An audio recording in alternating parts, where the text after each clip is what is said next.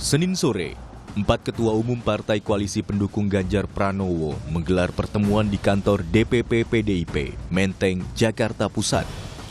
Dalam pertemuan, Arsyad Rashid resmi ditunjuk menjadi ketua tim pemenangan bakal capres Ganjar Pranowo di Pilpres 2024. Arsyad Rashid adalah seorang pengusaha yang saat ini tercatat sebagai Ketua Umum Kamar Dagang Indonesia atau Kadin. Mantan Panglima TNI Andika Perkasa menjadi salah satu wakil tim pemenangan. Ya, penunjukan dari Pak Arsyad Rashid tadi kan dilakukan ya dengan melihat bagaimana karakter dari Pak Ganjar Pranowo, target-target pemenangan, kemudian kita lihat track record-nya, sehingga semua sepakat suara bulat tadi untuk Pak Arsyad Rashid sebagaimana disampaikan Pak Haritanu sebagai ketua tim pemenangan nasional. Setelah menunjuk ketua tim pemenangan bakal capres Ganjar Pranowo di Pilpres 2024, pertanyaan selanjutnya adalah, kapan Ganjar akan mengumumkan wakilnya? Perihal calon wakil Ganjar di Pilpres 2024 hingga kini memang masih menjadi tanda tanya, meski sejumlah nama kerap digadang-gadang menjadi kandidatnya.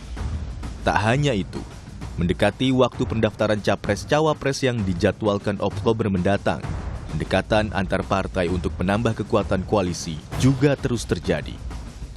Pendekatan terhadap Partai Demokrat salah satunya. Partai ini memang tengah didekati kubu Ganjar maupun Prabowo pasca menarik dukungannya dari pasangan Anies Baswedan dan Muhaimin Iskandar. Penjajakan ini diakui oleh Ketua DPP PDIP Puan Maharani.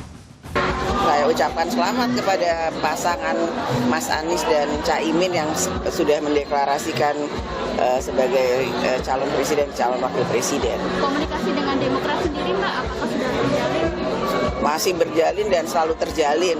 Jadi tentu saja setelah ini kita mungkin akan melakukan silaturahmi untuk menjajaki kemungkinan-kemungkinan yang ada. Begitu pula dengan kubu Prabowo Subianto. Gerindra menilai Prabowo dan AHY akan nyambung karena berlatar belakang yang sama, yaitu militer.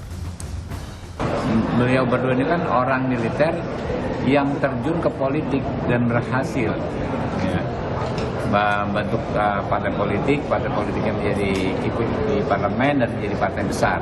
Jadi kayaknya nyambung lah kalau Pak Prabowo dengan Pak SBY dan Mas AHY, kayaknya sih secara psikologis nyambung. Soal penentuan cawapres selalu menjadi domain para ketua umum parpol secara bersama-sama, bukan hanya sosoknya, yang termasuk juga kriterianya dibicarakan bersama-sama. Ketua tim pemenangan Ganjar Pranowo sudah ditentukan. Penjajakan dengan Demokrat juga tengah dilakukan. Lalu, apakah ada peluang Ganjar berpasangan dengan AHY? Atau akankah ada kejutan dari Ganjar Pranowo? Tim Liputan, Kompas TV.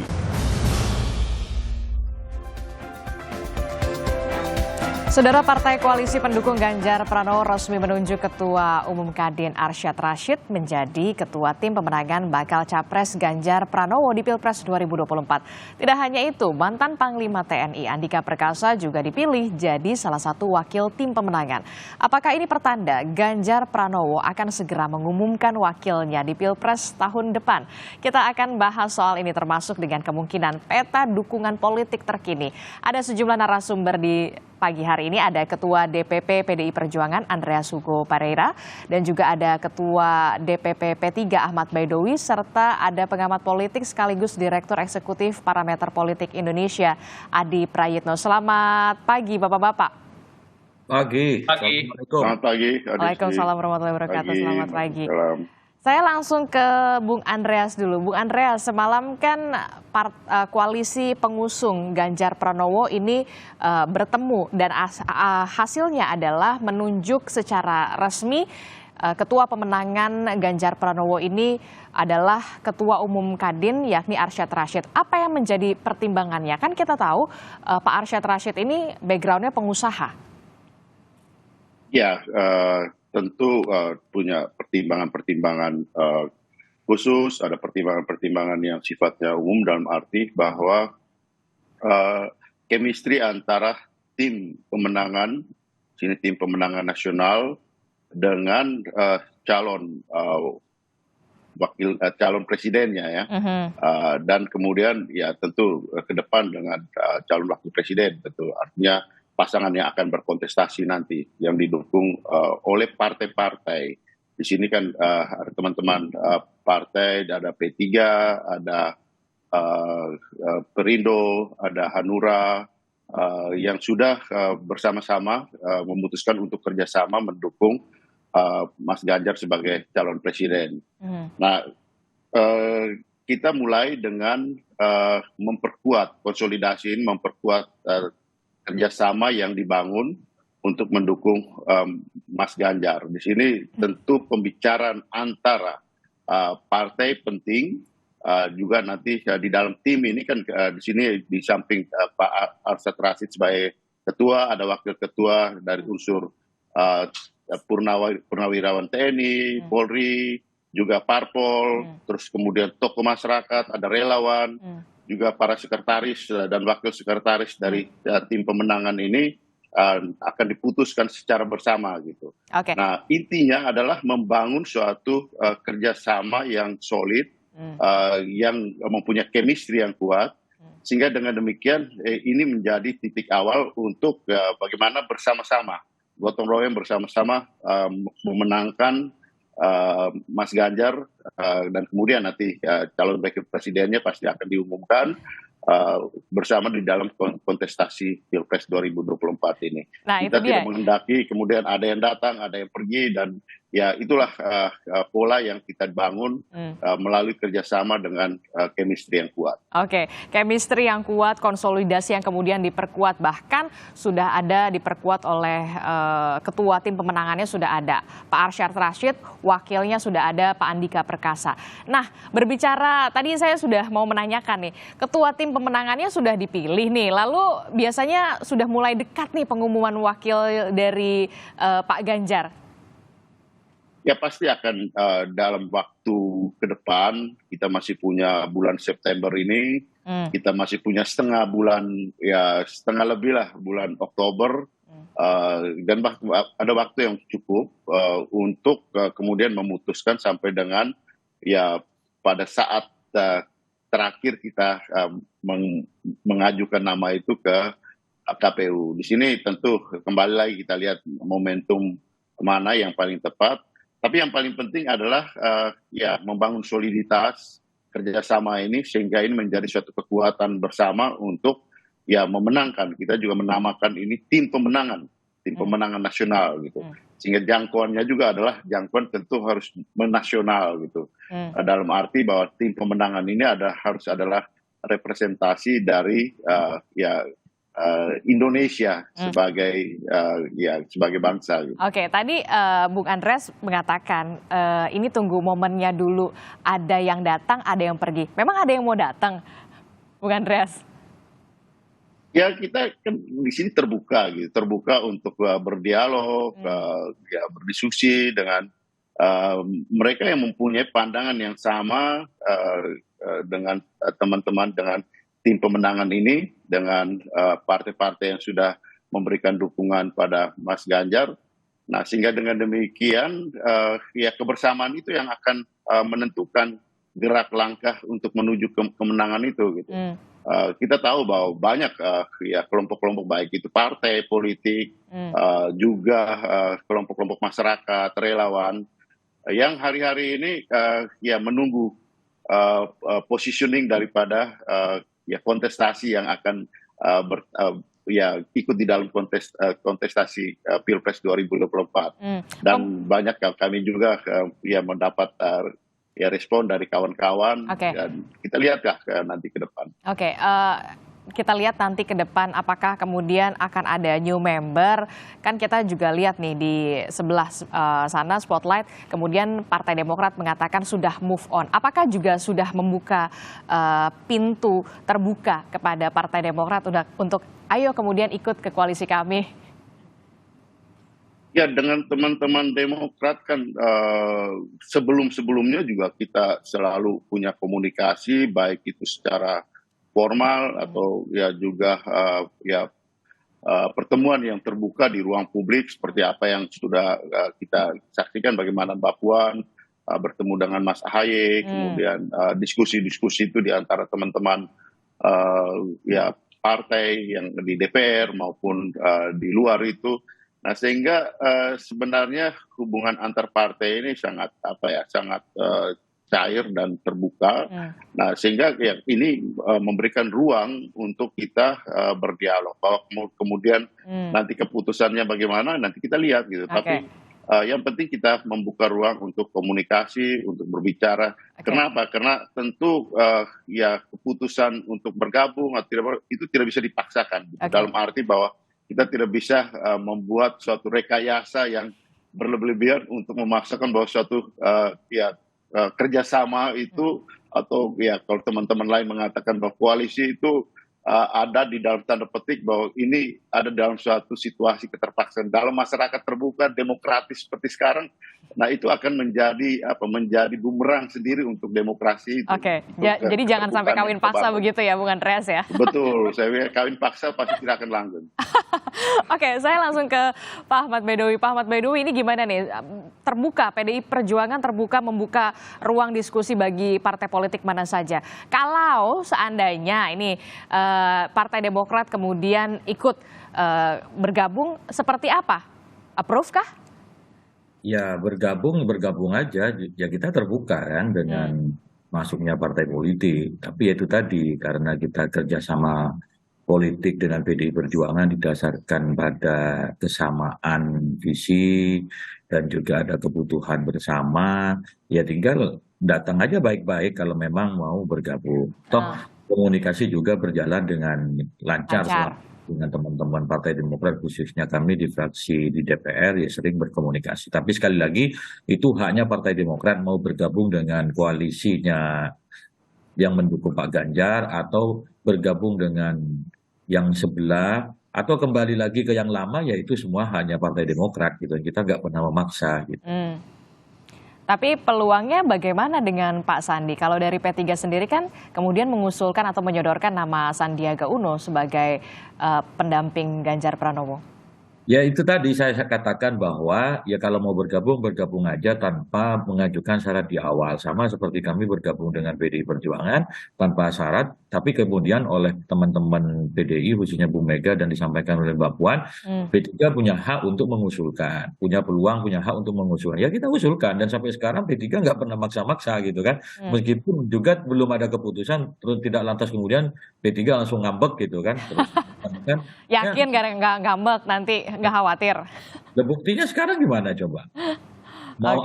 Setelah P3 gabung ada Perindo membawa TGB-nya, terus kemudian membawa siapa, kan fine-fine aja. Karena kan koalisi kita ini tujuannya nanti bagaimana memenangkan kontestasi. Tentu dinamika politik itu selalu dibaca, selalu diukur. Misalkan kemarin ketum-ketum partai sepakat menunjuk Pak Arsyad Rashid sebagai ketua BPN. Kan kalau kita menekankan ego harusnya kan dari partai koalisi, tapi kan enggak.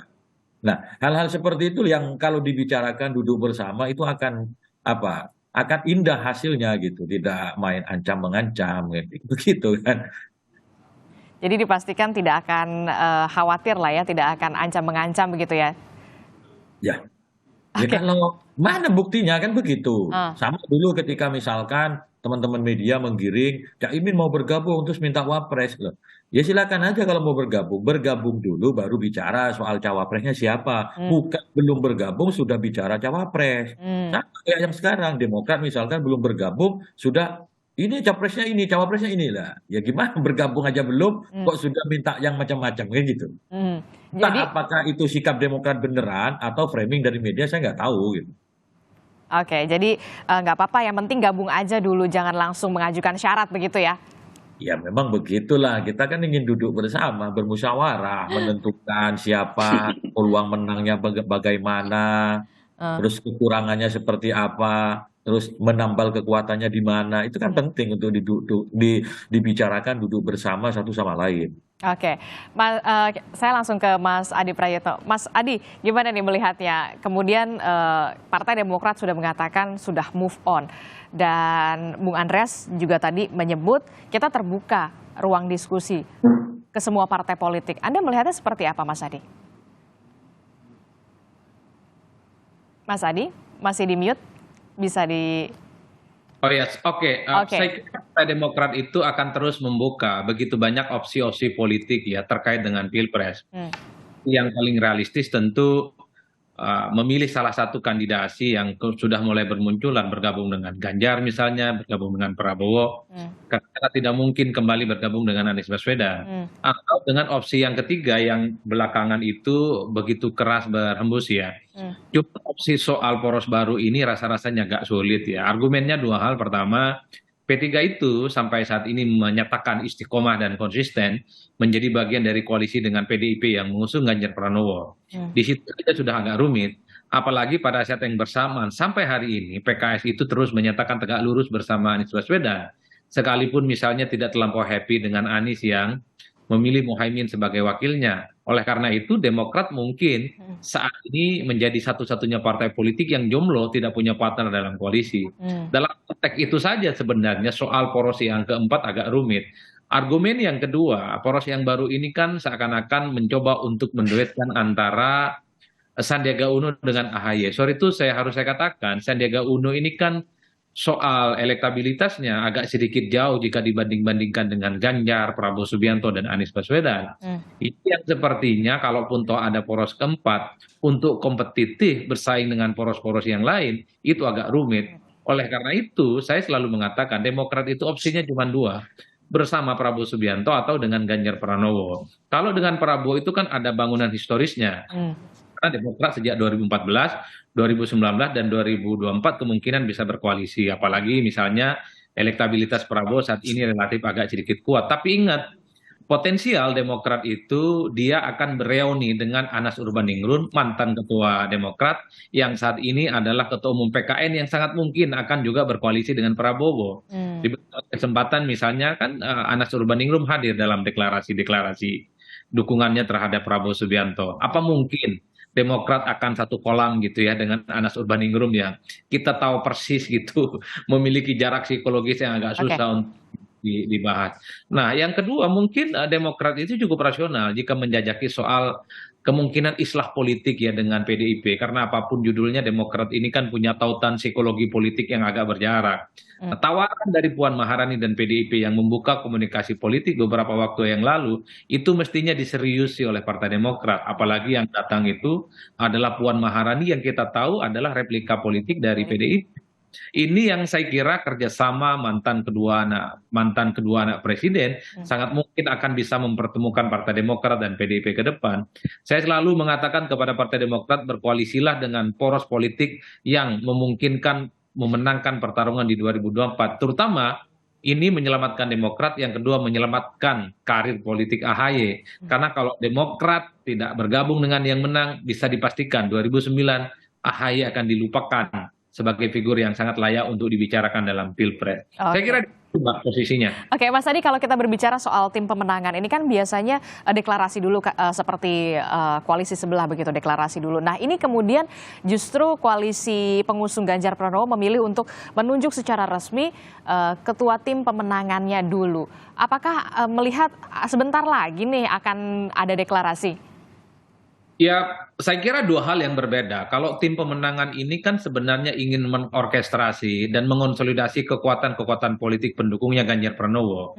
Jadi pendukungnya banyak, ada variabel partai, ada relawan, ada tim sukses, dan seterusnya. Jadi ada tim khusus yang sebenarnya untuk mengonsolidasi kekuatan ini. Kalau persoalan cawapres saya kira ini domainnya Megawati, kemudian domainnya Pak Mardiono, kemudian ya domainnya Perindo dan Hanura lah. Karena yang bisa memutuskan soal siapa calon pendampingnya Ganjar Pranowo adalah kesepakatan-kesepakatan ketua umum partai. Saya membayangkan kalau tim pemenangan itu hanya menerjemahkan semua kesepakatan politik, kebijakan-kebijakan politik yang sudah dibuat oleh partai ya. Tapi kalau dihitung rata-rata memang ini saya membaca semacam soft landing pada persiapan soal kira-kira siapa yang akan segera diumumkan untuk bisa mendampingi Ganjar Pranowo. Karena bagi partai pendukung Ganjar Pranowo yang paling penting juga dalam Pilpres itu membangun infrastruktur politik ya. Karena infrastruktur ini bukan hanya sebatas ornamen, bukan hanya sebatas hiasan, tapi menjadi instrumen dan variabel penting untuk mengaksentuasi soal bagaimana pola pemenangan ke depan. Oleh karena itu, kalau PDIP kan sebenarnya dengan P3 dan Perindo dan Hanura tidak terlampau pusing. Siapapun cawapresnya, poros ini akan memungkinkan bisa maju di 2024. Beda dengan Prabowo dan Anies, kehilangan satu partai akan menjadi kiamat sehari bagi mereka. Kekhawatiran tidak bisa maju. Prabowo misalnya, kalau Golkar angkat kaki kan nggak cukup itu Gerindra dan. Oke, itu artinya Anda melihat kemudian PDI Perjuangan sekarang wait and see aja dulu begitu?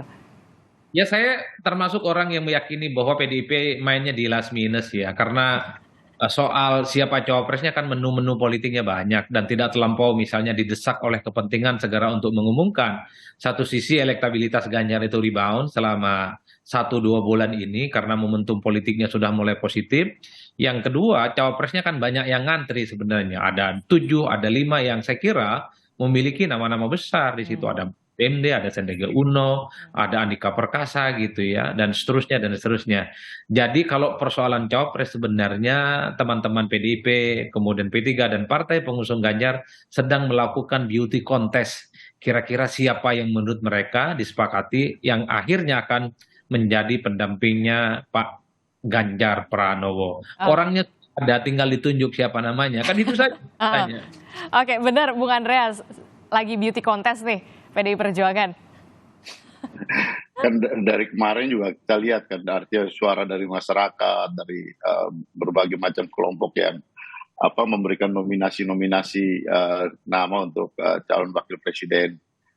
Saya kira proses itu bagus, indah gitu, dalam arti bahwa inilah ruang demokrasi yang masuk di dalam ruang partai politik yang akan mengusung gitu. Pada dasarnya seperti tadi sudah disinggung oleh Mas Baidowi, kita bekerja sama ini membangun soliditas kerjasama antar partai dengan kelompok-kelompok relawan yang sudah bergabung. Prinsipnya adalah untuk memenangkan kontestasi Pilpres 2024 ini gitu. Oleh karena itu pada akhirnya toh yang namanya calon wakil presiden itu hanya satu orang gitu. Dan dari nama-nama itu kita tentu menghendaki nama yang kemudian bisa memberikan kontribusi untuk pemenangan gitu. Nah di sini saya kira kesepakatan itu tentu akan diambil dengan sangat-sangat rasional oleh para ketua umum untuk memutuskan, dan keputusan itu adalah keputusan bersama untuk menuju ke pemenangan gitu kan. Kita juga sudah menamakan ini tim pemenangan. Gitu. Jangan sampai kemudian sehingga fokusnya adalah pemenangan gitu. Jangan sampai ketika kemudian ada pengumuman bakal calon wakil presiden, ada partai politik di dalamnya yang kemudian mundur teratur begitu ya Bung Andreas ya. Solid dulu pastinya. Iya itu tadi kembali juga apa yang disampaikan oleh Mas Adi tadi gitu. Di sini yang kita lakukan adalah para ketua umum ini kan berbicara untuk membangun infrastruktur. Dengan infrastruktur yang kuat, infrastruktur pemenangan yang kuat ini siapa yang ada di atas itu akan menjadi akselerasi di atas infrastruktur yang kuat ini kita berjalan untuk memenangkan pasangan ini gitu. Jadi landasan-landasan itu harus diperkuat dulu gitu. Oke, soliditas di akarnya dulu harus diperkuat dulu ya. Harus satu sama suara dulu ya. Begitu ya Bung Andreas. Lalu bagaimana? Dan itu dilihat oleh masyarakat gitu, dilihat oleh publik bahwa bagaimana pola yang dibangun oleh partai-partai yang mendukung Mas Ganjar ini gitu. Di sini kan kelihatan bagaimana bagaimana model kerjasama yang dibangun. Dan itu merupakan garansi integritas, soliditas yang dibangun oleh partai-partai ini. Gitu. Oke, lalu pertanyaan selanjutnya, bagaimana dengan peluang dari Sandiaga Uno dan juga AHY untuk menjadi bakal calon wakil presidennya mendampingi Ganjar Pranowo? Kita akan bahas usai jeda, tetaplah bersama kami di Sapa Indonesia Pagi. Sapa Indonesia Pagi masih bersama Anda dan melanjutkan dialog kita di pagi hari ini. Sudah ada Mas Adi Prayitno, Bung Andreas, dan juga ada Mas Ahmad Baidowi. Saya langsung ke Mas Adi. Mas Adi, bagaimana kemudian Anda melihat peluang AHY Sandiaga Uno? Tapi juga kita tidak lupa, di media sosial ini ada nama yang kemudian digadang-gadang juga nih, diojok-ojokin gitu ya istilahnya. Ada Pak Ridwan Kamil. Anda melihatnya bagaimana?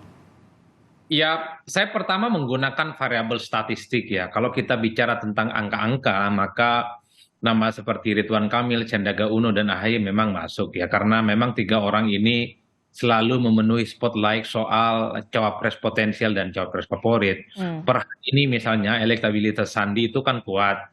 Kemudian disusul oleh Ridwan Kamil juga kuat dan AHY ya. Itu angka statistik. Tapi kita jangan lupa harus bicara tentang hal yang sifatnya politik. Kalau bicara yang sangat politis maka Ridwan Kamil agak sulit dan AHY karena kedua partai ini kan tidak menjadi bagian dari koalisinya Ganjar Pranowo. Apapun judulnya, Golkar hari ini adalah partai politik yang bersama dengan Prabowo Subianto yang juga mengupayakan supaya Erlangga Hartarto terus dipinang sebagai pendampingnya. AHY secara politik saat ini sedang jomblo, tidak punya poros politik yang menurut saya bukan hanya tidak elok dan sangat tidak mungkin untuk disorongkan untuk bisa mendampingi Ganjar Pranowo. Satu-satunya yang agak sedikit rasional adalah Sandiaga Uno, mengingat Sandi itu saat ini adalah Bapilu P3 yang kemudian saya kira penetrasi politiknya sejak awal sudah lama dengan PDIP mengusung Ganjar. Apalagi misalnya Sandi ini punya elektabilitas yang saya kira memang kalau kita membaca angka-angka statistik, kalau disimulasikan Ganjar Sandi, relatif cukup kuat dan kompetitif ya jika dihadap-hadapkan dengan calon-calon yang lain.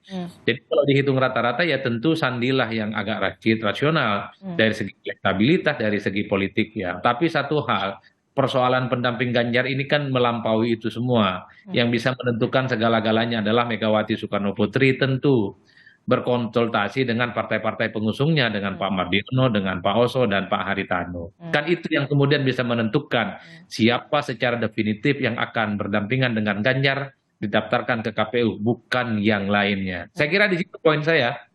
Oke, Mas Baidowi, yang paling rasional saat ini adalah Mas Sandi. Kalau Mas Baidowi sendiri seperti apa menanggapinya? Harapan kami sebagai partai politik, ya ada kader partai yang bisa berangkat sebagai calon wakil presiden mendampingi Pak Ganjar sebagaimana keputusan Rapimnas 6 P3. Namun sekali lagi posisi P3 kan hanya mengusulkan, penentuan keputusannya itu kan dirembuk bersama. Kemarin yang dirembuk adalah terkait dengan tim pemenangan nasional. Belum bicara terkait dengan figur siapa. Yang baru dibicarakan mungkin hanya kriteria-kriteria. Kalau kriteria kan sudah lama dibicarakan. Tetapi kriteria Mas Sandi masuk nggak sih kira-kira? Ya kalau tadi dari angka statistik misalkan dari hasil survei itu jelas masuk. Tetapi variabelnya tidak hanya itu. Tapi variabel yang lain. Kalau kemudian apa kriterianya mewakili sisi religius ya juga masuk kan begitu, mewakili apa sisi luar Jawa juga masuk. Namun sekali lagi kita tidak mendahului keputusan dan tidak dalam posisi untuk mendesak karena kita sudah sepakat sejak awal menyatakan kerjasama politik dengan PDI Perjuangan bahwa penentuan cawapres akan dilakukan secara musyawarah. Nah, ya kita tunggu musyawarah para ketum-ketum partai itu karena sebentar lagi juga akan ada pertemuan. Toh waktu yang kita miliki mendaftar ke KPU sampai ditutupnya masa pendaftaran itu sekitar masih 1,5 bulan ke depan. Nah 1,5 bulan ke depan ini tentu banyak dinamika politik yang terus dicermati. Karena melihat politik itu kan tidak bisa dilihat dari satu sisi, tapi harus dari berbagai sisi untuk menghasilkan sebuah analisa yang komprehensif gitu untuk bisa memenangkan kontestasi. Oke, Bung Andreas, tadi sudah disinggung nih sama Mas Ahmad Baidowi, akan ada pertemuan selanjutnya. Informasinya nih katanya 13 September. Apakah ini sudah mulai mengkerucutkan karena memang ketua tim pemenangan sudah ditunjuk? Ya, ke depan ini ada hari-hari untuk memperkuat infrastruktur tim pemenangan nasional ini. Gitu. Kita sudah putuskan, para ketua umum kemarin sudah memutuskan Pak Arsyad Rashid, ya kita tahu bahwa Pak Arsyad Rashid ini adalah seorang seorang pengusaha yang sukses. Beliau juga adalah seorang orang muda yang mempunyai background baik, sangat cemerlang dalam dunia usaha dan ini akan menjadi kombinasi yang bagus dengan Mas Ganjar ke depan untuk memenangkan. Nah, setelah ini tentu harus membentuk tim pemenangan nasional secara lengkap gitu.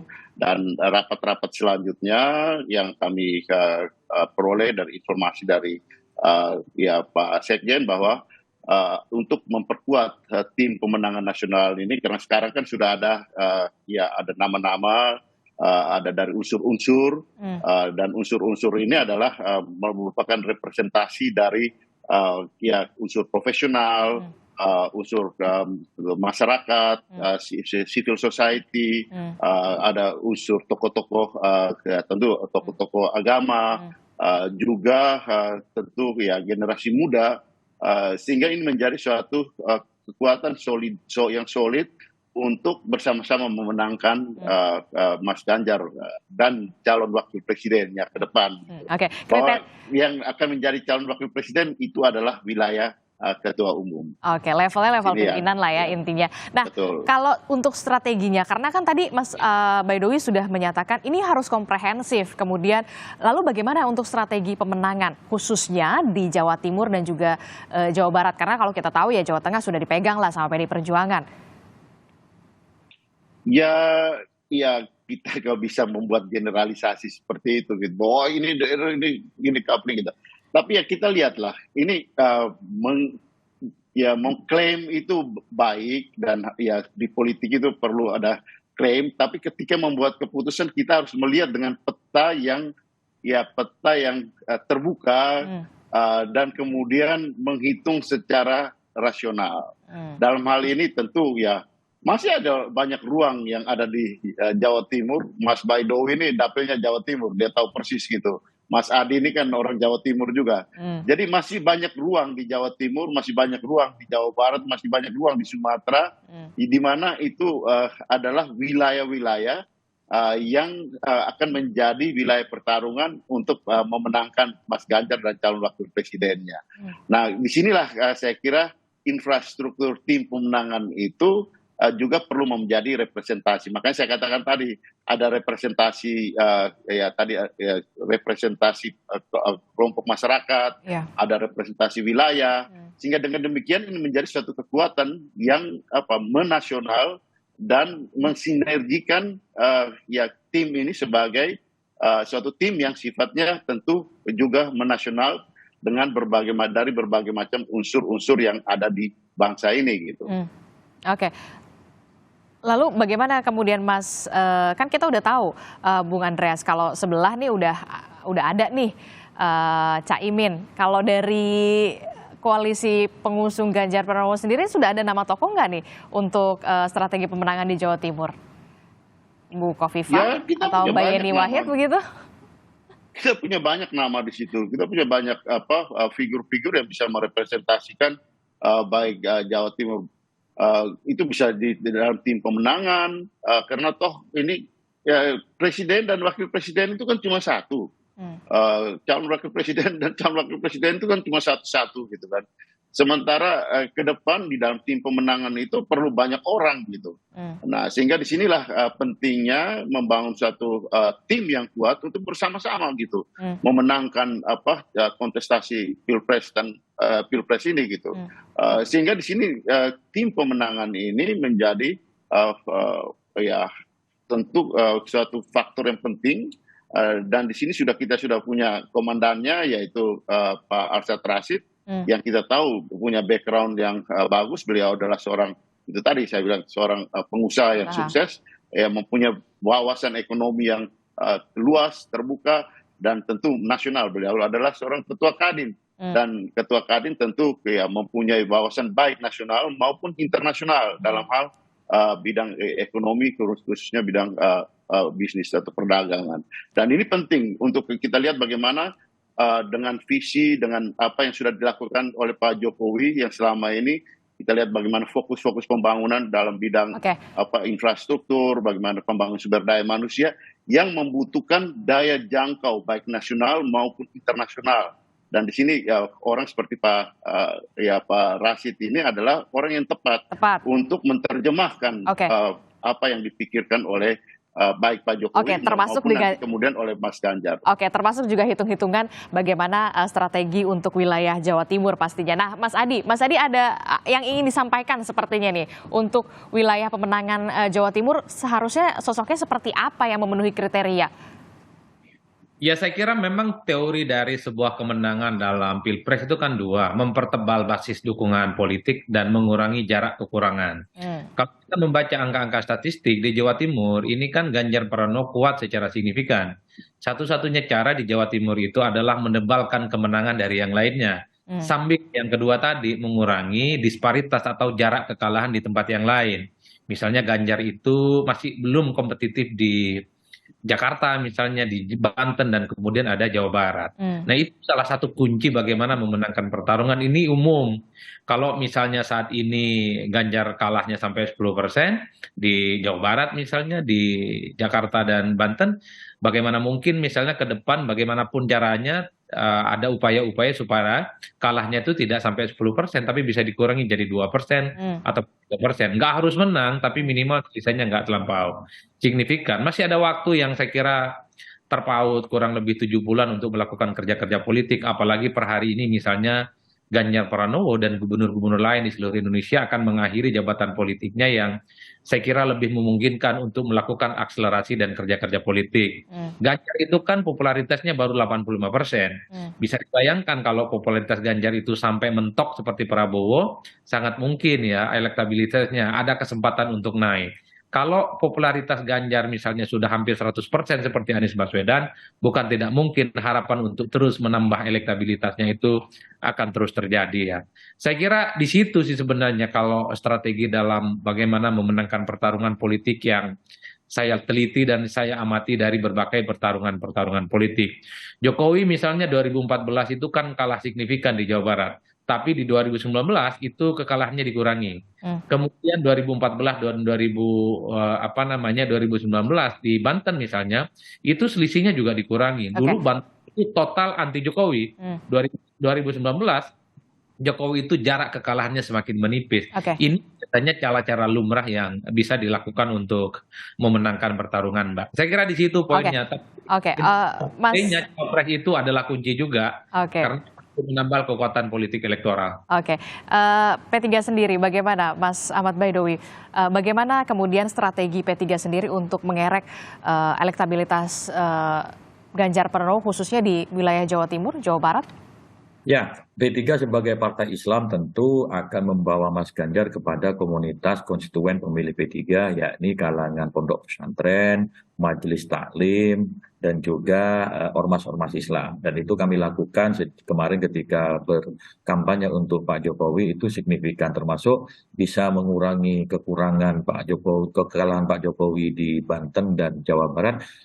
Itu yang kami lakukan. Khusus Jawa Timur, dari berbagai angka survei, Mas Ganjar itu sudah unggul. Tinggal bagaimana kita menambah keunggulan tersebut. Terus apakah harus tokohnya di Jawa Timur? Ya tidak perlu, tidak harus seperti itu cara menghitungnya. Karena Pilpres itu bukan hanya provinsi di Jawa Timur. Pilpres itu digelar di 38 provinsi di Indonesia.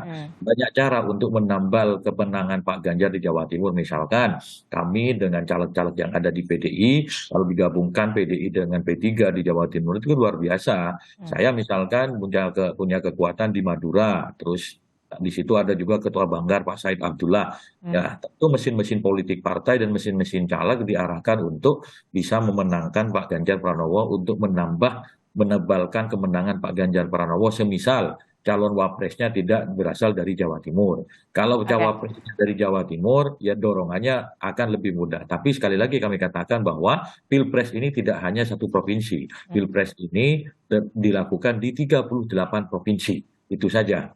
Kita nantikan bagaimana kemudian tanggal 13 September infonya ada pertemuan nih. Apakah nanti ada pengumuman yang menarik dari PDI Perjuangan selain bagaimana pembentukan tim pemenangan yang kemudian komprehensif. Terima kasih Ketua DPP PDI Perjuangan Andreas Hugo Parera dan juga ada Ketua Umum atau Ketua DPP P3 Ahmad Baidowi dan juga pengamat politik sekaligus Direktur Eksekutif Parameter Politik Indonesia Mas Adi Prayitno telah bergabung bersama kami di Sapa Indonesia Pagi. Sehat-sehat selalu. Kita jumpa lagi nanti di kesempatan yang lain.